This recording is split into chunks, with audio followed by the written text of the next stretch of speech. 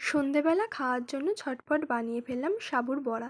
সাবুর বড়া বানানোর জন্য আমি সাবুটাকে 4-5 ঘন্টা ভিজিয়ে রেখেছিলাম।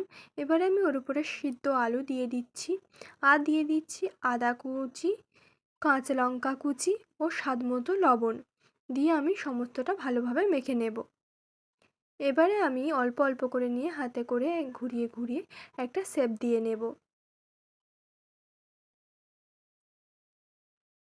আমার সবগুলো এইভাবে করা হয়ে গেছে। এবার আমি গরম তেলের উপরে একে একে ছেড়ে দিচ্ছি।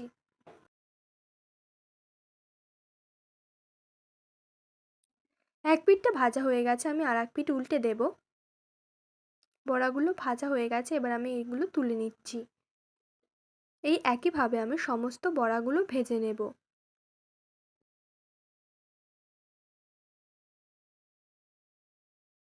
সন্ধেবেলা সবার সাথে বসে খাওয়ার জন্য তৈরি হয়ে গেছে সাবুর মুচমুচে বড়া।